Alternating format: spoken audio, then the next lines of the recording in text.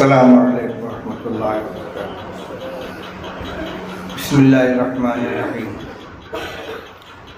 अल्हम्दुलिल्लाहि रब्बिल आलमीन वस्सलातु वस्सलामु अला सय्यिदिल अंबिया'i वल मुरसलीन सय्यिदिना व नबिय्यिना व मौलाना मुहम्मदिन नबिय्यिल उम्मिय्यिल अमीन व अला आलिहि व अस्हाबिहि अजमईन।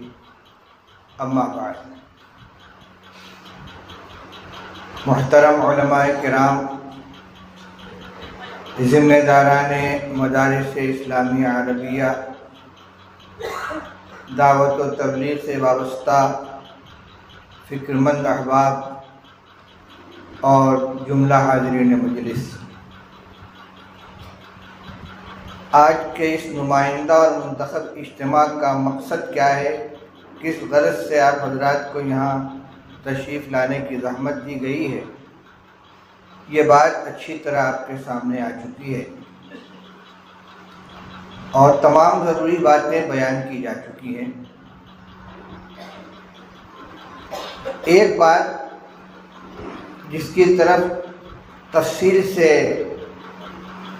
मुतवज्जह नहीं किया गया, मैं आपके सामने थोड़ी सी उसकी वजाहत चाहता हूँ। अगरचे इशारे में मौलाना मुफ्ती मोहम्मद अफ़ान साहब ने उसका तज़किरा कर दिया कि हम जब मकातिब का तज़किरा करते हैं तो मुनज़्ज़म मकातिब की क़ैद क्यों लगाते हैं, सिर्फ मकातिब क्यों नहीं कहते? क्या फ़र्क है मकातिब और मुनज़्ज़म मकातिब के अंदर? इस सिलसिले में हमारे बुज़ुर्ग दोस्त मौलाना मुफ्ती मोहम्मद अफ़ान साहब ने स्कूलों के तरीक़े तालीम और मदारिस के रिवाजी तरीक़े तालीम के दरमियान मुआज़ना करते हुए जिन उमूर की तरफ इशारा किया वो बहुत अहम है। अभी इत्तेफाक की बात यह है कि आज व्हाट्सएप के ऊपर एक वीडियो गश कर रहा है। ये समझ में नहीं आ सका कि ये कहाँ का है, लेकिन अंदाज़ा ये है कि ये पड़ोसी मुल्क का है, जिसमें एक उस्ताद एक तालिब इल्म की इस बेदर्दी से पिटाई कर रहा है कि हालांकि वो तस्वीर है लेकिन देखकर पसीना आ रहा है। तो मकातिब सिर्फ मकातिब हो, हमारे जहन में अब तक ये था कि मुनज़्ज़म मकातिब और आम मकातिब में ये फ़र्क है कि एक जगह फ़ीस ली जाती है और एक जगह फ़ीस नहीं ली जाती। हालांकि हकीकी फ़र्क ये नहीं है, पूरे निज़ाम और पूरे सिस्टम का फ़र्क है। मकातिब का मकसद सिर्फ इतना है कि बच्चे आएँ, उनको नाज़रा पढ़ा दिया जाए, कुरान पाक पढ़ा दिया जाए और उनको इस लायक बना दिया जाए कि वो किसी मदरसे में दाखिला ले सकें या हिफ्ज़ कर सकें। मकतब का मकसद हासिल हो गया। उनका लिबास कैसा है, उनकी हाज़िरी का तनासुब क्या है, उनके सरपरस्तों को अपने बच्चों को मकतब में भेजने की फ़िक्र कितनी है, खुद बच्चों को पढ़ने से कितनी दिलचस्पी है, इन चीज़ों पर नज़र नहीं होती। और मुनज़्ज़म मकातिब में जो चार चीज़ें आपकी तरफ के सामने पेश की गई हैं, निसाब तालीम, निज़ाम तालीम, निगरानी और एक चीज़ क्या थी, तरीक़े तालीम, ये उसके बुनियादी अनासिर हैं। सिर्फ ये फ़र्क नहीं है कि एक जगह फ़ीस ली जाती है और एक जगह फ़ीस नहीं ली जाती। ये तो निज़ाम को चलाने के लिए और उसको खुद कफील बनाने के लिए रास्ता इख्तियार किया गया और इसका भी दखल है। जिस चीज़ को हासिल करने में पैसा खर्च होता है उसकी कदर व कीमत होती है। असली तालीम में आप देखते हैं कि बड़ी बड़ी फीस डोनेशन देकर दाखिला कराया जाता है, यूनिफॉर्म के नाम पर और टीचिंग के नाम पर, ट्रांसपोर्टिंग के नाम पर बड़ी बड़ी रकमें खर्च की जाती हैं, इसके बावजूद कीमती ट्यूशन भी कराया जाता है। बच्चे भी शौक से जाते हैं, आसान, और घर वाले भी महसूस करते हैं कि हम इतना पैसा खर्च कर रहे हैं इस तालीम के ऊपर, तो हमारा बच्चा इससे महरूम ना रहे। तो बहरहाल इसका नफ्सियाती असर पड़ता है कि एक फ्री एजुकेशन है, मुफ्ती तालीम है मकतब के दर्जे में, मैं मदारिस की बात नहीं कर रहा हूँ, वहाँ का निज़ाम कुछ और है, और एक है खर्च करके पढ़ाने वाला। ये फ़र्क ज़रूर है, लेकिन मुनज़्ज़म मकातिब में इन चारों चीज़ों के ऊपर नज़र रहनी चाहिए, और यही उसका बुनियादी फ़र्क है आम मकतब में और दूसरे मकातिब के अंदर।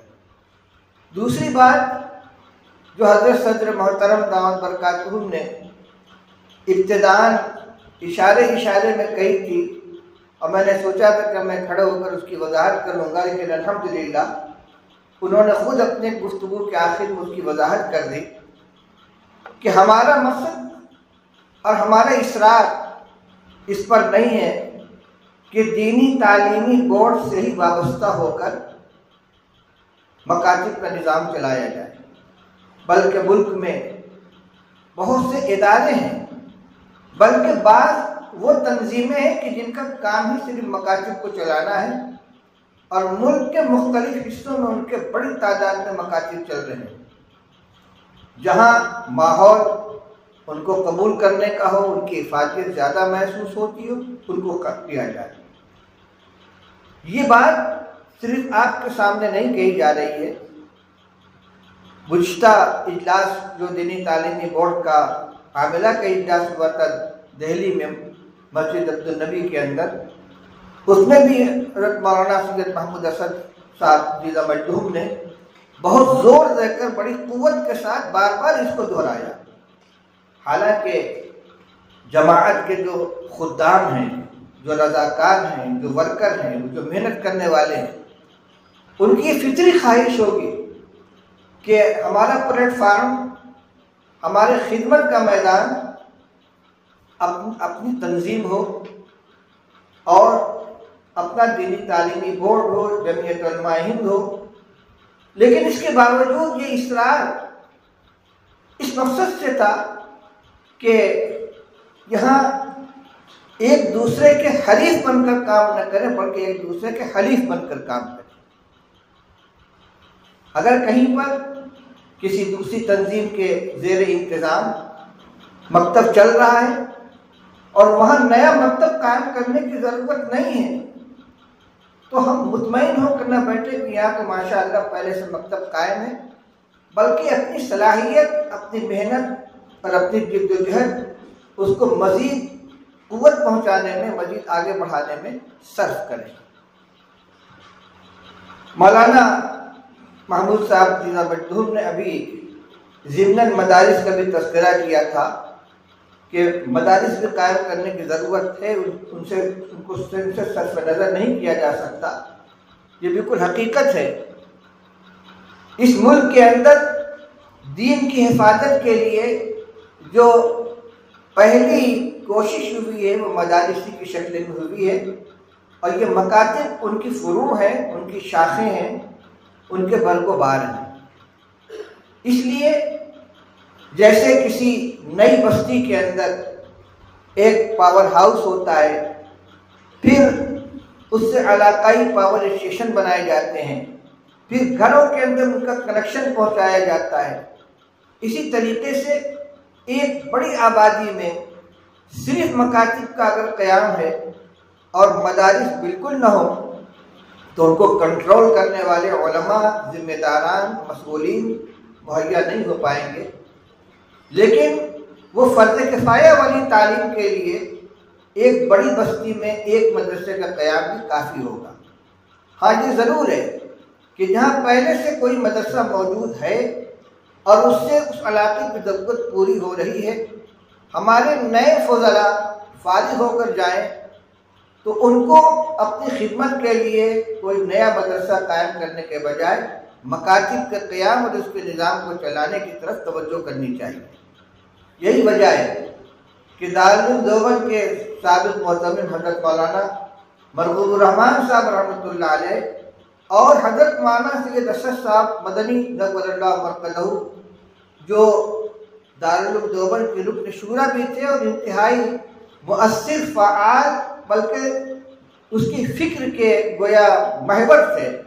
इन दोनों बुजुर्गों की कोशिश से ये फैसला किया गया कि राब्ते मदारिस की तरफ से जो तमाम मदारिस को मरबूत मदारिस को ये सर्कुलर जारी किया जाए कि वो अपने बजट का 10% हिस्सा मकातिब के क़याम पर खर्च करें और बार बार इसकी याद दहानी कराई गई। मौलाना महमूद साहब ने उसमें थोड़ी सी तरमीम का मशवरा दिया दो तरह से। एक तो ये कि 10% बजट हर मदरसे के लिए खर्च करना मुश्किल हो जाएगा। अगर किसी मदरसे का बजट मिसाल के तौर पर 10 करोड़ है तो वो उसका 1 करोड़ खर्च नहीं कर पाएगा। 10% खर्च करना मुश्किल है। इसलिए या तो यूँ कहा जाए कि कम से कम 5% खर्च करें या यूँ कहा जाए कि मुअतदल हिस्सा उसका खर्च होना चाहिए। ये दूसरी तजवीज़ इनकी ये है, ये तो मसला इंशाअल्लाह राब्ते की मजलिस आमिला में आएगा। मौलाना की राय ये, अब तो माशाअल्लाह मौलाना महमूद साहब दारुल उलूम देवबंद के रुकन शूरा भी हैं, इसलिए ये इदारे चलाने वाले अफराद में शामिल हैं और इनकी राय उसके अंदर वक़ी और मुअस्सिर होगी। इनकी राय ये है कि दारुल उलूम की तरफ से जो सनद इज्तिबात जारी की जाती है वहाँ जहाँ बहुत सी चीज़ें देखी जाती हैं कि यह दारुल इकामा है कि नहीं, कितने बच्चे इसमें रहते हैं, कि तादाद क्या है, किस उसका मेयार तालीम क्या है, किन दर्जात तक की तालीम होती है।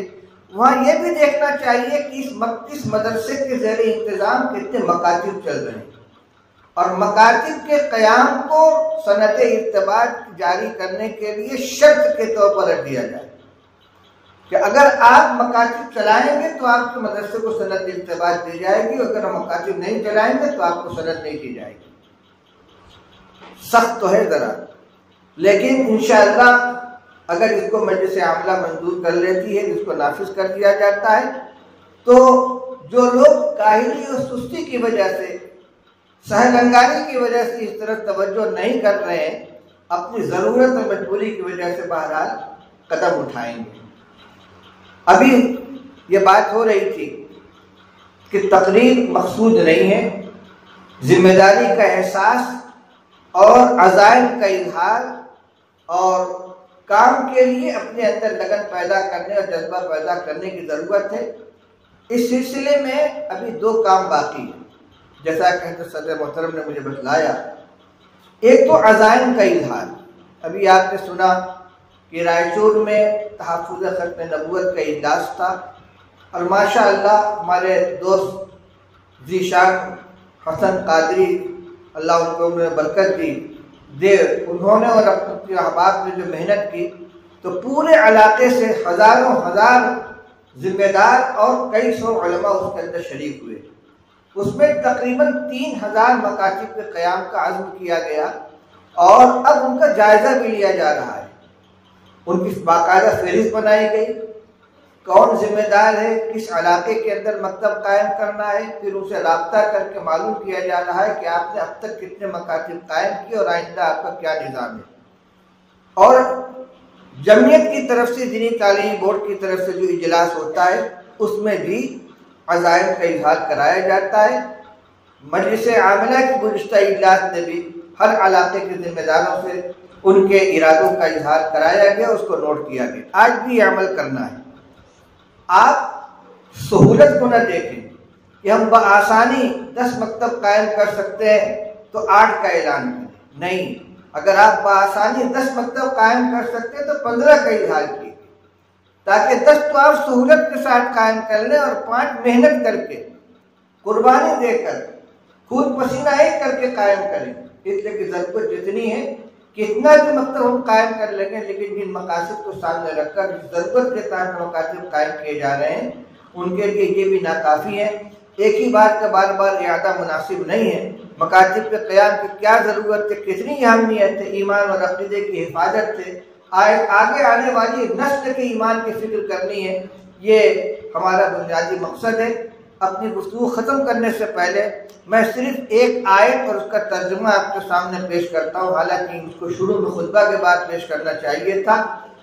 अल्लाह ताला इरशाद फरमाते हैं, अऊज़ु बिल्लाहि मिनश शैतानिर रजीम, अम कुंतुम शुहदाअ इज़ हज़र याक़ूबल मौत इज़ क़ाल लिबनीहि मा तअबुदून मिन बादी क़ालू नअबुदु इलाहक व इलाह आबाइक इब्राहीम व इस्माईल व इसहाक़ इलाहन वाहिदा व नहनु लहु मुस्लिमून।